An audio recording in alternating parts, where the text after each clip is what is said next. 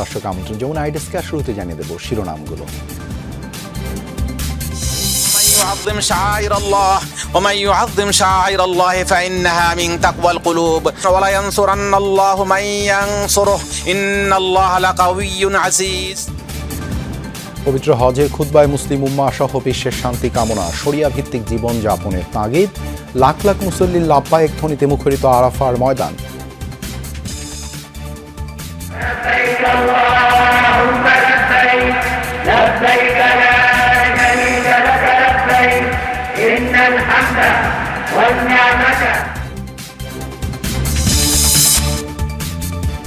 যুদ্ধবিরতি ভেঙে ইরানে হামলা চালিয়েছে যুক্তরাষ্ট্র, আত্মরক্ষার্থেই এমন পদক্ষেপ, দাবি ওয়াশিংটনের।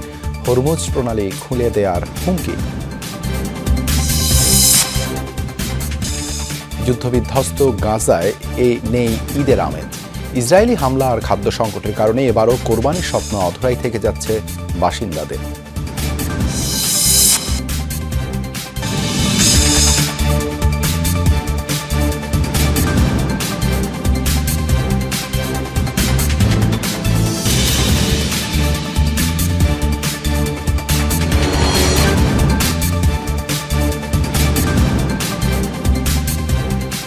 শিরোনামগুলো দেখছেন। আন্তর্জাতিক সব শীর্ষ খবর নিয়ে আপনাদের সাথে আছি দেবাশিস রঞ্জন সরকার। এবারে বিস্তারিত।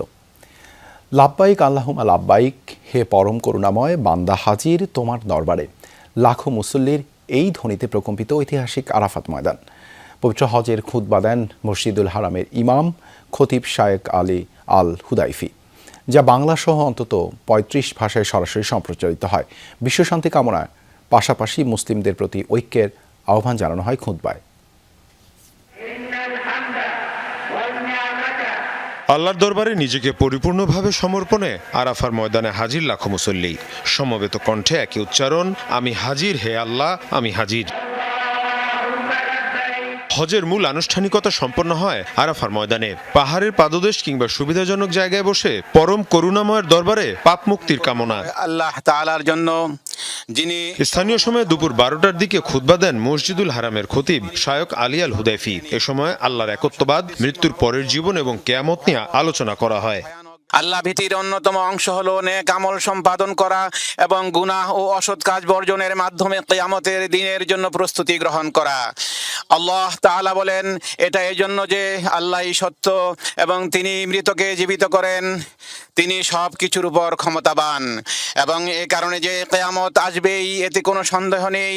যারা কবরে আছে আল্লাহ তাদেরকে অবশ্যই পুনরুত্থিত করবেন। এর পাশাপাশি কোরআন এবং সুন্নাহর আলোকে জীবন যাপনের জন্য তাগিদ দেওয়া হয় মুসলমানদের। বিশ্ব শান্তি কামনা করেন শায়েখ। হজ হতে হবে আল্লাহ তাআলার প্রতিবদ্ধতা, নবী সাল্লাল্লাহু আলাইহি ওয়াসাল্লামের প্রতি আনুগত্য, বাহ্যিক ও অভ্যন্তরীণ পবিত্রতা, প্রতিজ্ঞা, চুক্তি ও অধিকার সমূহকে সম্মান জানানোর প্রকাশ ক্ষেত্র। আল্লাহ তাআলা ইরশাদ করেন, এটাই বিধান, আর কেউ আল্লাহ কর্তৃক নির্ধারিত পবিত্র স্থান সমূহকে সম্মান করলে তার রবের নিকট তাই তার জন্য উত্তম।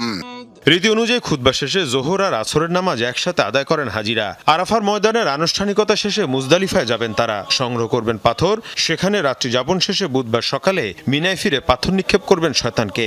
এরপর পশু কুরবানি দিয়ে মাথা মুন্ডন করবেন, তারপর তাওয়াফ করবেন কাবা ঘর। মুসলিম বিশ্বের সবচেয়ে বড় এ জমায়েতে এবছর যোগ দেওয়ার সৌভাগ্য হয়েছে ২০ লাখ মুসল্লির। মীর মুশফিকা হাসান, যমুনা নিউজ। বাংলাদেশের প্রথম 5G AI ইনভার্টার যুক্ত সর্বোচ্চ বিদ্যুৎ সাশ্রয়ী যমুনা এয়ার কন্ডিশনার। যুদ্ধবিরতি ভেঙে ইরানে হামলা চালিয়েছে যুক্তরাষ্ট্র। বন্দর আব্বাস, কেশম ও লারাক দ্বীপের মতো গুরুত্বপূর্ণ জায়গা ছাড়াও টার্গেট করা হয়েছে দক্ষিণাঞ্চলের বেশ কয়েকটি এলাকা। প্রাণ গেছে অন্তত 4 জনের। ওয়াশিংটনের দাবি, আত্মরক্ষার্থেই ক্ষেপণাস্ত্র ঘাঁটি ও মাইন পোঁতার নৌযানে চালানো হয়েছে হামলা। এরপরও ট্রাম্প প্রশাসনের হুঁশিয়ারি, যে কোনোভাবেই হরমুজ প্রণালী খুলে দিতে হবে তেহরানকে। সোমবার স্থানীয় সময় রাতে যুক্তরাষ্ট্রের আচমকা হামলায় প্রকম্পিত হয় দক্ষিণ ইরানের বিভিন্ন অঞ্চল। টার্গেট করা হয় পারস্য উপসাগরীয় লারাক ও কেশম দ্বীপ। বন্দর আব্বাসও পাওয়া যায় বিস্ফোরণের খবর। মার্কিন সেন্ট্রাল কমান্ডের দাবি মাইন পাতার কাজে ব্যবহৃত নৌযান আর ক্ষেপণাস্ত্র ঘাঁটি টার্গেট করে চালানো হয়েছে হামলা। ইরানের সম্ভাব্য হুমকি থেকে সেনাদের সুরক্ষিত রাখতেই নেওয়া হয়েছে এই পদক্ষেপ। হামলার বিষয়ে আনুষ্ঠানিক কোনো প্রতিক্রিয়া জানায়নি তেহরান।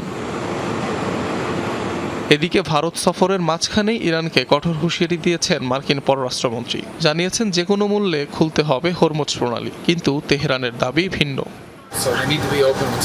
হরমুজ প্রণালী খুলতেই হবে, যে কোনোভাবেই হোক এগুলো খোলা হবেই। যেখানে যা ঘটছে তা বেআইনি, অবৈধ এবং অগ্রহণযোগ্য। বিশ্বের এমন কোনো দেশকে দেখিনি যারা এমন করে, সুতরাং এটা হতে পারে না।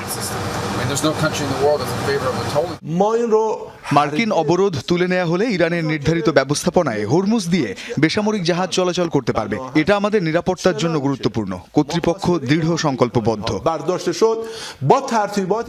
আইআরজিসির দাবি গেল 24 ঘন্টায় হরমুজ প্রণালী পাড়ি দিয়েছে 32টি নৌযান। অনিক রহমান, যমুনা নিউজ। মুসলিম বিশ্বের সাথে ইসরায়েলের সম্পর্ক স্বাভাবিক করতে চতুরতার আশ্রয় নিচ্ছেন মার্কিন প্রেসিডেন্ট ডোনাল্ড ট্রাম্প। ইরানের সাথে শান্তি চুক্তির বিনিময়ে আব্রাহাম অ্যাকর্ডসে আরব দেশগুলোর যোগদান বাধ্যতামূলক করতে চান তিনি। ট্রুথ সোশ্যালে দেয়া পোস্টে নিজেই জানিয়েছেন এই তথ্য। জানিয়েছেন এরই মধ্যে সৌদি আরব, তুরস্ক সহ মধ্যস্থতাকারী দেশগুলোর সঙ্গে আলোচনা করছেন এ বিষয়ে। ইসরায়েলের সাথে কূটনৈতিক সম্পর্ক স্থাপনের এই প্রস্তাব এরই মধ্যে প্রত্যাখ্যান করেছে পাকিস্তান। এখনও মন্তব্য করেনি বাকি দেশগুলো। যুক্তরাষ্ট্র ইরান শান্তি চুক্তি নিয়ে প্রকাশ্যে মধ্যস্থতাকারীরা বারবার আসার কথা শোনালেও পর্দার আড়ালে চলছে পাল্টাপাল্টি দাবি আর দরকষাকষি। তেহরানের সাথেই মতবিরোধ নিষ্পত্তি হচ্ছে না। এর মধ্যেই নতুন চাহিদার কথা জানালেন মার্কিন প্রেসিডেন্ট ডোনাল্ড ট্রাম্প। ইরানের সাথে চুক্তির বিনিময়ে মধ্যস্থতাকারী মুসলিম দেশগুলোর আব্রাহাম অ্যাকর্ডসে যোগদান বাধ্যতামূলক করতে চান তিনি। ট্রুথ সোশ্যালে দেয়া পোস্টে ট্রাম্প জানিয়েছেন এই ইস্যুতে কাতার, পাকিস্তান, মিশর, তুরস্ক ও জর্ডানের সাথে ভার্চুয়ালি কথা বলেছেন তিনি। মার্কিন গণমাধ্যম এক্সিওসের তথ্যমতে এ সময় পুরোপুরি নিশ্চুপ ছিল আরব নেতারা। পোস্টে অবশ্য ট্রাম্প উল্লেখ করেছেন দু একটি দেশ ইসরায়েলের সাথে সম্পর্ক স্বাভাবিক না করলেও মেনে নেবেন তিনি। তবে প্রত্যাশা বেশিরভাগ আরব দেশই তার আহ্বানে সাড়া দেবে। এরই মধ্যে ইসরায়েলের সাথে সম্পর্ক স্বাভাবিক করার প্রস্তাব প্রত্যাখ্যান করেছে পাকিস্তান। প্রতিরক্ষা মন্ত্রীর বরাতে তথ্য জানিয়েছে দেশটির বিভিন্ন গণমাধ্যম। অন্যান্য দেশ এখনও প্রকাশ্যে মন্তব্য করেনি। তবে গাজায় আগ্রাসনের জেরে আগে ইসরায়েলের সাথে সৌদি আরব সহ বিভিন্ন আরব দেশের দূরত্ব বেড়েছে। ফলে তাদেরও দেশটির সাথে কূটনৈতিক সম্পর্ক স্বাভাবিকের সম্ভাবনা কম বলে মত বিশ্লেষকদের। মার্কিন প্রেসিডেন্ট হিসেবে প্রথম মেয়াদে ইসরায়েলের সাথে মুসলিম দেশগুলোর সম্পর্ক উন্নয়নে ব্যাপক তোড়জোড় চালান ট্রাম্প। 2020 সালে আব্রাহাম অ্যাকর্ডসের আওতায় ইসরায়েলকে স্বীকৃতি দেয় সংযুক্ত আরব আমিরাত, বাহরাইন, সুদান ও মরক্কো। মোস্তফা মাহমুদ, যমুনা নিউজ। যুক্তরাষ্ট্রের সাথে চলমান আলোচনার মাঝে কাতার সফর করেছে ইরানের একটি প্রতিনিধি দল। এর মধ্যে রয়েছেন পররাষ্ট্রমন্ত্রী Abbas Araghchi, parliament speaker Bagher Ghalibaf ও কেন্দ্রীয় ব্যাংকের গভর্নর আব্দুল নাসের হিম্মতি। সোমবার রাজধানী দোহায় মধ্যস্থতাকারীদের সঙ্গে আলোচনায় বসেন তারা। তবে ঠিক কী বিষয়ে আলোচনা হয়েছে তা এখনও জানা যায়নি। একদিন আগে ইরানের সাথে অর্থবোধক চুক্তির প্রতি জোর দিয়ে মন্তব্য করেন মার্কিন প্রেসিডেন্ট ডোনাল্ড ট্রাম্প। জানা যায় কয়েকটি ইস্যু ছাড়া অনেকগুলোতেই সমঝোতায় পৌঁছেছে যুক্তরাষ্ট্র, ইরান। ঈদ উল আজহা উপলক্ষে মুসলিম বিশ্বে যখন চলছে ব্যাপক প্রস্তুতি, সেখানে যুদ্ধবিধ্বস্ত গাজায় নেই ঈদের আমেজ। এবারও কোরবানির পশু ছাড়াই ঈদ পালন করবে বেশিরভাগ গাজাবাসী। বাজারে যেসব পশু পাওয়া যাচ্ছে তাদের দাম এতটাই আকাশ ছোঁয়া যে তা সাধারণ মানুষের নাগালের বাইরে। তাই কোরবানির স্বপ্ন এবারও অধরাই থেকে যাচ্ছে বাসিন্দাদের। গাজায় এবারও নেই ঈদের আনন্দ। টানা তৃতীয় বছরের মতো কোরবানির পশু ছাড়াই ঈদ উল আজহা পালন করতে যাচ্ছে যুদ্ধবিধ্বস্ত উপত্যকাটির মানুষ। ইসরায়েলি হামলা ও বিধিনিষেধে গাজার পশুপালন খাত প্রায় ধ্বংস হয়ে গেছে বলে জানিয়েছে উপত্যকার কৃষি মন্ত্রণালয়। খামার, পশুর শেড ও পশু খাদ্যের গুদাম ধ্বংস হওয়ায় কোরবানির পশুর তীব্র সংকট তৈরি হয়েছে। যুদ্ধের আগে ঈদ মৌসুমে হাজার হাজার গরু ও ভেড়া আমদানি হলেও এবার সেই সুযোগ নেই। ফলে আকাশ ছোঁয়া পশুর দাম। অনেকের পক্ষে মাংস কেনাও অসম্ভব হয়ে পড়েছে। চড়া দামের পাশাপাশি নগদ টাকার অভাবে ফিলিস্তিনি নাগরিকদের অবস্থা শোচনীয় হয়ে পড়েছে। এখন 40 কেজি ওজনের একটি ভেড়ার দাম 7 থেকে 8,000 মার্কিন ডলার। এত টাকা দিয়ে জিনিসপত্র কিনবে কে? মানুষ নিত্য প্রয়োজনীয় জিনিসপত্রই কিনতে পারছে না। অবস্থা শোচনীয়। আগে একটি ভেড়া কোরবানি করতে $100 লাগতো, কিন্তু এখন তা $10,000। ফলে আমরা কোরবানির আনুষ্ঠানিকতা পালন করতে পারছি না। কোরবানির পশুর খাবার যোগান দেওয়ার সামর্থ্য নেই গাজাবাসীর, এমনকি ময়লা আবর্জনা খেয়ে বেঁচে আছে কোনো রকমে। খাবারের সংকটের পাশাপাশি নতুন পোশাক কেনার সামর্থ্য হারিয়েছে বহু পরিবার। কেউ কেউ ছেঁড়া কাপড় থেকেই বেছে নিচ্ছে ঈদের পোশাক। ঈদ আসছে, কিন্তু আমাদের জীবনে কোনো ঈদ নেই। আমরা প্রতিদিন শহীদ হচ্ছি, নিয়মিত বোমা হামলা, ধ্বংসযজ্ঞ। আগে ঈদে বাচ্চাদের নতুন জামা কিনে দিতাম, কোরবানি করতাম, এখন আর কিছুই নেই। ত্রাণ প্রবেশ নিয়ে হামাস ও ইসরায়েলের পাল্টাপাল্টি দাবির মধ্যেই অনিশ্চয়তা আর দুর্ভোগে ঈদ উদযাপনের প্রস্তুতি নিচ্ছে গাজার মানুষ। অস্মিতা বিশ্বাস, যমুনা নিউজ। বিরল খনিজের সরবরাহ ব্যবস্থার উপর চীনের একক আধিপত্য কমাতে দ্বিপাক্ষিক চুক্তি করেছে যুক্তরাষ্ট্র, ভারত। মঙ্গলবার ভারতের নয়াদিল্লিতে ইন্দো প্যাসিফিকের কৌশলগত জোট কোয়াডের বৈঠক অনুষ্ঠিত হয়। এরই ফাঁকে এই চুক্তিতে স্বাক্ষর করেন মার্কিন পররাষ্ট্রমন্ত্রী মার্কো রুবিও এবং ভারতের পররাষ্ট্রমন্ত্রী এস জয়শঙ্কর। চুক্তি অনুযায়ী দুই দেশের যৌথ অর্থায়নে বিরল খনিজের পূর্ণাঙ্গ সরবরাহ ব্যবস্থা গড়ে তোলা হবে। কার্যকর হলে খনন থেকে প্রক্রিয়াজাত কোনো ধাপেই প্রয়োজন পড়বে না চীনকে। ভারতের নয়াদিল্লিতে হয়েছে যুক্তরাষ্ট্র, ভারত, জাপান ও অস্ট্রেলিয়ার পররাষ্ট্রমন্ত্রীদের বৈঠক। আঞ্চলিক নিরাপত্তা এবং চীনের ক্রমবর্ধমান প্রভাব নিয়ে উদ্বেগের মাঝে কোয়াড জোটকে আরও গতিশীল করতে একত্রিত হয়েছেন তারা। বৈঠকে অস্ট্রেলিয়ার পেনিয়ং, ভারতের এস জয়শঙ্কর, জাপানের তোশিমিৎসু মোতেগি এবং যুক্তরাষ্ট্রের পররাষ্ট্রমন্ত্রী মার্কো রুবিও অংশ নেন। মধ্যপ্রাচ্যে যুদ্ধ পরিস্থিতির মাঝে জ্বালানি নিরাপত্তা নিশ্চিত করা, পণ্য ও কাঁচামালের সরবরাহ ঠিক রাখা এবং আন্তর্জাতিক সমুদ্রপথে নিরাপত্তা বৃদ্ধি সহ বেশ কিছু লক্ষ্যকে সামনে রেখে আলোচনা হয়। গুরুত্বপূর্ণ খনিজের সরবরাহ কাঠামো গড়ে তোলার সিদ্ধান্ত নেয় দেশগুলো। এদিকে এ বৈঠকের ফাঁকে গুরুত্বপূর্ণ খনিজের খনন ও প্রক্রিয়াজাতকরণের বিষয়ে চুক্তি করেছে দিল্লি ওয়াশিংটন। চুক্তি অনুসারে বিরল খনিজ খনন ও প্রক্রিয়াজাতকরণ থেকে শুরু করে পুনর্ব্যবহার কেন্দ্রে নিয়ে আসা অবধি একটি পূর্ণাঙ্গ সরবরাহ ব্যবস্থা গড়ে তোলা হবে। বিনিয়োগ ও অর্থায়ন করবে উভয় দেশ। এই চুক্তির মাধ্যমে গুরুত্বপূর্ণ খনিজ খনন থেকে শুরু করে প্রক্রিয়াজাতকরণ, পুনর্ব্যবহার এবং বিনিয়োগ পর্যন্ত দুই দেশের অংশীদারিত্ব আরও বাড়ানো হবে। এর ফলে আরও বেশি স্থিতিশীল এবং নির্ভরযোগ্য সরবরাহ ব্যবস্থা তৈরি হবে। দেশের উন্নতির জন্য জরুরি উপাদানগুলো যাতে একটি দেশের নিয়ন্ত্রণে না থাকে সেই বিষয়ে উভয় দেশেই গুরুত্ব দেয়, কারণ এতে সংকটের সময় আমাদের ঝুঁকি বাড়ে আর এসবকে চাপ প্রয়োগের হাতিয়ার হিসেবে ব্যবহার করা হতে পারে। বিশ্বের বিরল খনিজ প্রক্রিয়াজাতকরণের একটি বড় অংশ নিয়ন্ত্রণ করে চীন। এ খাতে চীনের একক আধিপত্য কমাতেই দ্রুত পদক্ষেপ নিচ্ছে ভারত যুক্তরাষ্ট্র। প্রাণপ্রতিম কুণ্ডু, যমুনা নিউজ। গুঞ্জন সত্যি করে অবশেষে ফ্রান্স থেকে আরও 114টি রাফাল যুদ্ধবিমান কিনছে ভারত। প্রস্তুত করা হয়েছে লেটার অফ রিকোয়েস্ট, যা আগামী কয়েকদিনের মধ্যেই পাঠানো হবে ফ্রান্সে। বাস্তবায়িত হলে ভারতের প্রতিরক্ষা ইতিহাসে অন্যতম বড় চুক্তি হিসেবে বিবেচিত হবে এটি। চুক্তি অনুযায়ী 114টি রাফালের মধ্যে 90টি তৈরি হবে ভারতে, বাকিগুলো ওড়ার জন্য সম্পূর্ণ প্রস্তুত হয়ে ভারতে আসবে।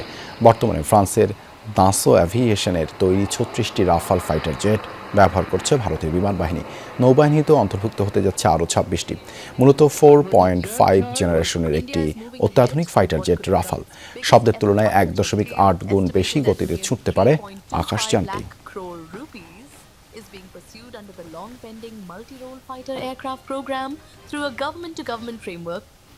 ভারতের উত্তরপ্রদেশে তীব্র তাপদাহে অসুস্থ হয়ে পড়ছে কোরবানির ছাগল। চলতি বছর রেকর্ড ভেঙেছে রাজ্যটির তাপমাত্রার সূচক। মানুষের পাশাপাশি পানি শূন্যতা, জ্বর, ডায়রিয়া সহ বিভিন্ন রোগে আক্রান্ত হচ্ছে পশুগুলো। হাসপাতালগুলোয় বেড়েই চলেছে ভিড়। কোরবানি ঈদের আগ মুহূর্তে এমন পরিস্থিতিতে বিপাকে বহু পশুপালক। কেউ টোটো, আবার কেউ স্কুটি, যে যেভাবে পারছেন অসুস্থ ছাগল নিয়ে ভিড় করছেন পশু হাসপাতালে। উত্তরপ্রদেশে চলমান তীব্র তাপদাহে অসুস্থ হয়ে পড়েছে এগুলো। দুদিন বাদেই কোরবানির ঈদ। এর আগে পশুগুলো সুস্থ না হলে বড়সড় ব্যবসায়িক ক্ষতির মুখে পড়বেন খামারিরা। ছাগলের পাতলা পায়খানা হয়েছে, এজন্য হাসপাতালে নিয়ে এসেছি। ডাক্তার ভেতরে চিকিৎসা দিচ্ছেন। প্রচন্ড গরমের কারণে এই সমস্যা হচ্ছে। উত্তরপ্রদেশে রেকর্ড 45 ডিগ্রি সেলসিয়াস পর্যন্ত পৌঁছেছে তাপমাত্রা। তীব্র তাপদাহের কারণে জ্বর, পানিশূন্যতা আর ডায়রিয়ার মতো সমস্যায় আক্রান্ত হচ্ছে ছাগলগুলো। খাবার মুখে নিচ্ছে না অনেক ছাগল। প্রয়োজন অনুযায়ী অ্যান্টিবায়োটিক, স্যালাইন ও ব্যথানাশক ওষুধ দিচ্ছেন পশু ডাক্তার। পর্যাপ্ত পানি পান করানো আর দীর্ঘক্ষণ রোদে বেঁধে না রাখার পরামর্শও দিচ্ছেন তারা। এই তীব্র গরমে মালিকদের ছাগলগুলোকে পর্যাপ্ত পানি পান করানো উচিত। গরমের মধ্যে বাইরে না রাখারও পরামর্শ দিচ্ছি। হাসপাতালে আমরা ছাগলগুলোকে স্যালাইন দিচ্ছি। প্রয়োজন পড়লে অ্যান্টিবায়োটিক আর ব্যথানাশক ওষুধ দেয়া হচ্ছে।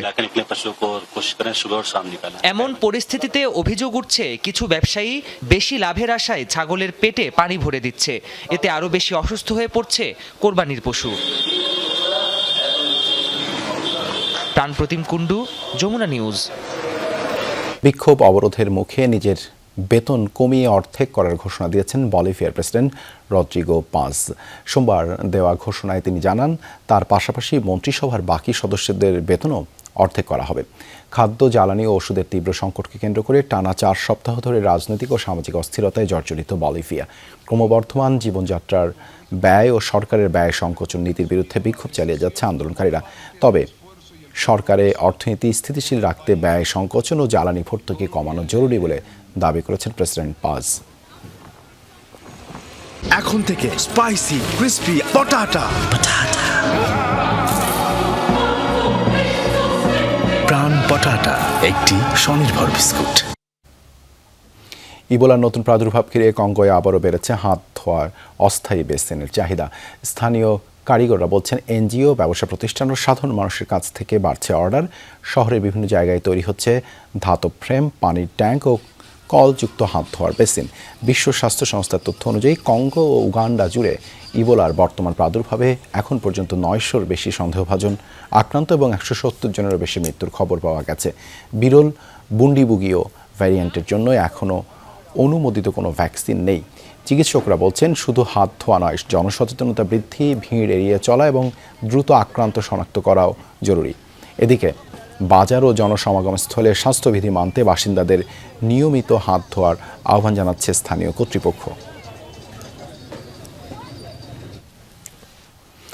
দর্শক, যমুনা আই ডেস্ক এ পর্যন্তই। এতক্ষণ সাথে থাকার জন্য ধন্যবাদ সবাইকে।